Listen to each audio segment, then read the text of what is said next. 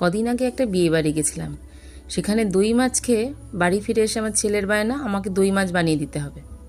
আগে দু একবার বানিয়েছি, তাই আবার একবার চেষ্টা করি। প্রথমে নুন মাখানো মাছগুলো সাদা তেলে ভেজে তুলে রাখলাম। তারপরে গোটা গরম মশলা আর একটা শুকনো লঙ্কা দিতে হতো, সেটা দিতে ভুলে গেছিলাম।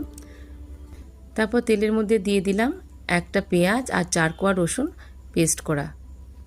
এইবার খুব ভালো করে এই পেঁয়াজ আর রসুনের পেস্টটা ভাজতে হবে, নাহলে না ভালো করে ভাজা হলে একটা কাঁচা কাঁচা গন্ধ থেকে যায়।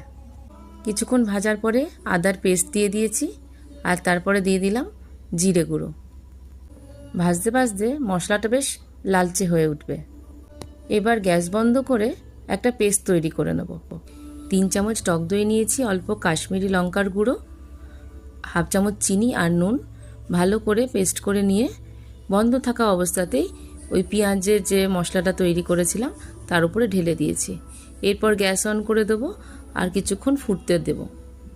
হালকা হালকা যখন তেল উপরে ভেসে উঠবে তখন আর একটু জল দিয়ে এবার ভেজে রাখা মাছগুলো উপর থেকে দিয়ে দেব। মাছগুলো বেশ কিছুক্ষণ এই গ্রেভিটার মধ্যে ফোটাতে হবে। যত ফোটাবো তত মাছগুলো বেশ নরম হবে। দেখুন বেশ আস্তে আস্তে তেলটা উপর দিকে ভেসে উঠছে। টেস্ট করে দেখলাম নুনটা একটু কম, তাই আবার একটু নুন দিয়ে দিলাম। আর দিলাম একটু গোলমরিচ। আপনারা যদি গোলমরিচ না পছন্দ করেন নাও দিতে পারেন। আবার 2 মিনিট ফুটতে দেব, আর ফোটার পরেই রেডি হয়ে যাবে আমাদের দই মাছ। রিভিউটা আমার বেটাই দেবে কেমন হলো। বলো কেমন হয়েছিল? বিয়ে বাড়ির মতন তো হয়নি, কিন্তু খেতে বিয়ে বাড়ির থেকেও ভালো হয়েছিল। থ্যাংক ইউ সোনা।